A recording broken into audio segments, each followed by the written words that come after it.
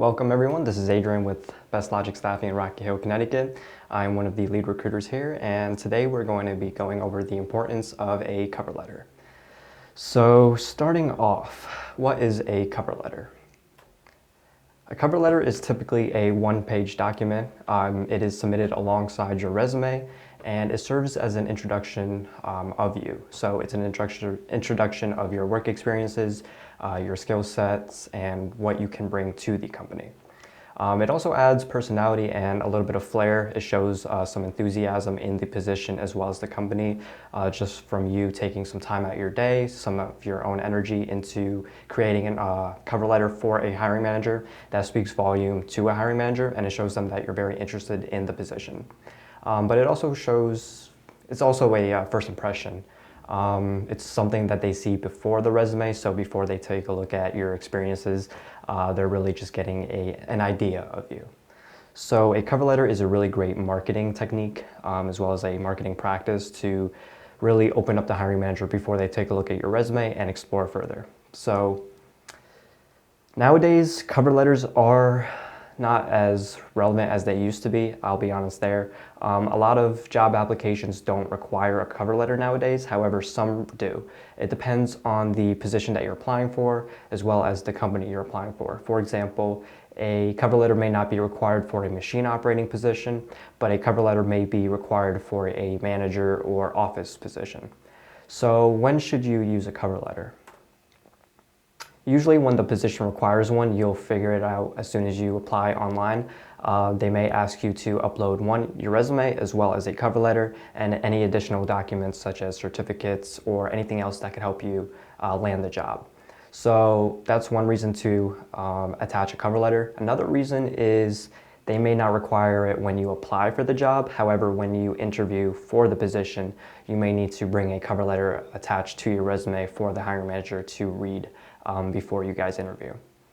And then also, if you know the name of the hiring manager or if you know the hiring manager as well, it's really good to make a cover letter for that, just because it shows that you already know a little bit about the company, you know a little bit about what they do, so it just shows that you have a competitive advantage amongst other candidates.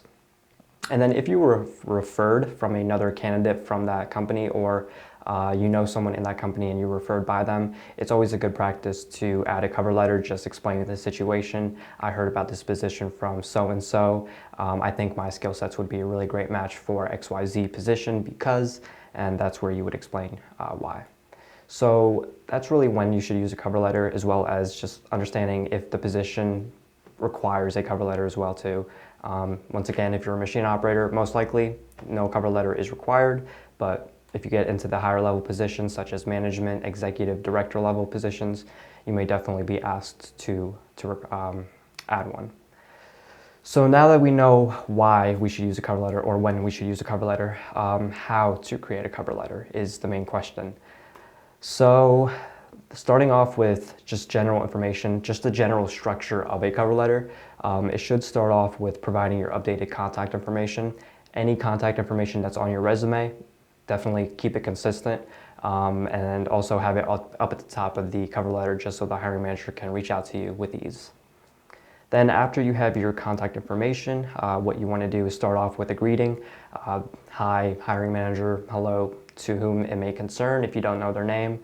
And then an opening paragraph / an introduction of yourself. So we'll go over this briefly, but after your opening paragraph or your introduction, then you would go into the core of your cover letter, which is where you would explain any skills, any experiences in the past, and we'll touch base on what you can add in a body paragraph later. As well as a closing paragraph after you kind of showcased your skills, abilities, and who you are. You want to end it off on a really good note, as well as just putting in, goodbye or sincerely to the hiring manager, salutations. So now what we should put into the cover letter, for example, the body paragraph. So for a cover letter, it is important to make a different version of your cover letter depending on what position or what company you're applying to. So understanding the position and the company. So let's say you're applying for a machine operating job and this company is an aerospace company.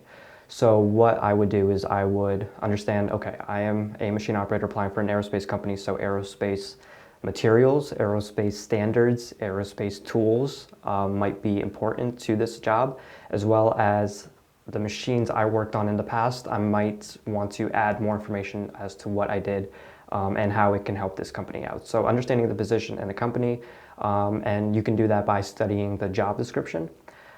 Take a look at their website, take a look at their social media as well. They may have more information about that specific position posted up on those platforms, as well as the job description is probably the main thing to take a look at. That way you can see exactly what they are looking for that position, and if you have the same experiences or relevant experiences in the past, that's something you definitely want to add in. For example, let's say this company is using XYZ machine, and I have 10 years experience using XYZ machine. I saw it on the job description, so I know in one of my body paragraphs, I'm going to add in, I am skilled in setting up, operating, troubleshooting, even maintaining XYZ machines. Because of this 10 years of experiences, I think I would be a good addition to your machine operating team. That's something that gets straight to the point. It shows exactly, you know exactly what you're talking about, and you also know exactly what the company is looking for. So it just makes you a stronger candidate, and the company / hiring manager is more inclined to looking at your resume after the fact. So yeah, adding in any pertinent information from the job description into your introduction, if applicable. Obviously, don't lie, but if it's something similar or if it's something relevant, definitely add it in. And then use examples of previously completed tasks or projects that you completed. For example, I know with quality control in manufacturing, you might have to do inspections, and there's different levels of inspections. So you would probably want to add in all of those levels of inspections that you've done, any specific tools, softwares, hardwares, anything that's related to this position you're applying for, add it in. It's going to help you out 100%. So what does a good cover letter look like exactly? So I do have an example where we quickly go over just a general cover letter, and this is very general, but it gets straight to the point, and it tells you exactly what you need to know as a hiring manager. So generally formatted, we have the candidate's name at the top, as well as the position or his experience levels, and then right next to that, his name and position, we have his contact information. So we have his phone number, we have the email address, and if you want, you can also add in your LinkedIn profile if applicable. So starting off, we have our greetings, dear talent manager. I am excited to apply for this position of general manager. This would count as the introduction. With many years of my leadership experience, a proven track record of exceeding company goals, and my high regard for ensuring customer satisfaction, I feel like I would be an excellent addition to your team. So this would be a really good introduction / segue into the body paragraphs. And then going forward, I have extensive experience in managing a profit and loss team, leading and managing a large workforce, as well as being responsible for multiple facilities. My years of success has been accomplished while retaining employees and keeping extremely high employee engagement.